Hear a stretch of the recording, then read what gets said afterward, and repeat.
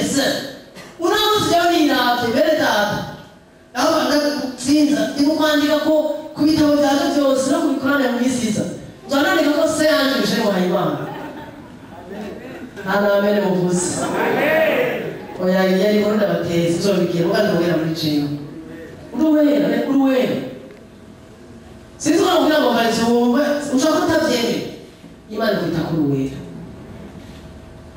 Ndio kitu ngaho kwisi watu tugenda sasa usenge ubwobe bwawe ukoreke ngaho kuko bakabara mu ijuru mane bajambo nuko abera turi ngaho ibi biri cy'ibyo byo cy'ibibiri ubona bivuga ko ibibiri abantu cy'ibyo cy'ibibiri ibibiri cy'ibyo cy'uko turafite kamere yacu na she ikindi kintu cyo kwitobigako ingera kamere yacu yabamba n'abizo kusara kamere yacu yabamba shaka tubyumva twarabamba twebwe Sisi kwa watu kuja, halafu mwagani salama sana kwa Yesu.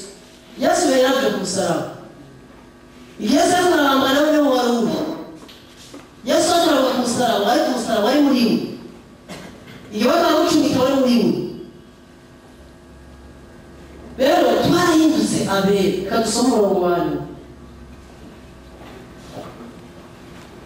Ariko Rosayi 32.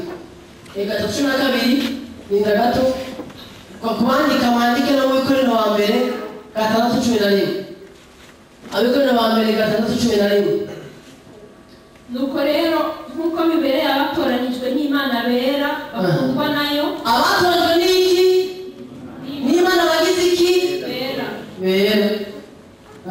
mwambara umutima w'ikigombe n'ineza no kwicisha bugufi no gutekereza no kwihangana Badusubire mu Gifaransa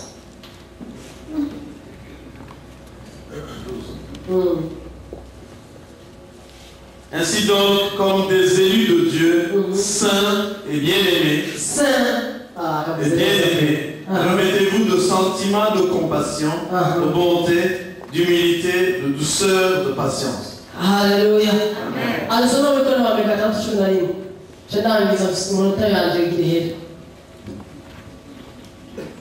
Dushaka tumenye amaverite biblique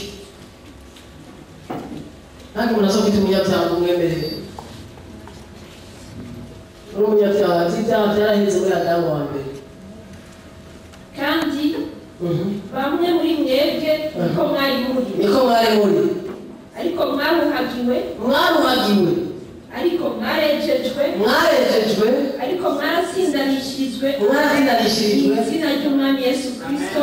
Amen. Alléluia. Badusome mu Gifaransa. Et c'est là ce que vous étiez. Quelques-uns d'entre vous, mais vous avez été lavés.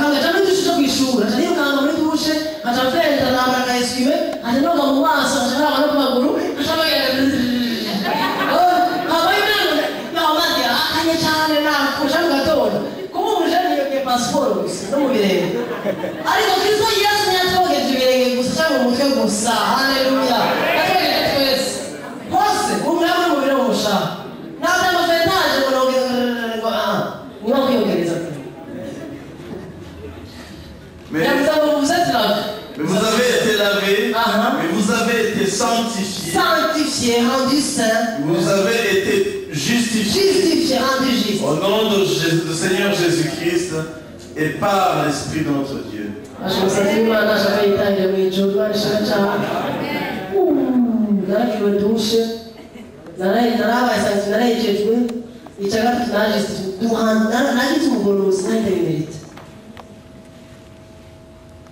Benedetto. Voglio vedere se uno uguale. Abaye barashobora kubica. Nananiza ndasinzira Bibiliya. Ariko ndasenga kuri kurumva kwakira. Abaye barashobora kubica.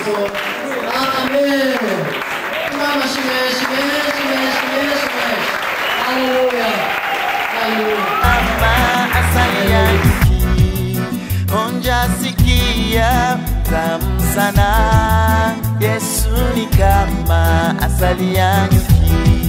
Asali ya nyuki, asali ya nyuki. Yesu ni kama asali ya nyuki.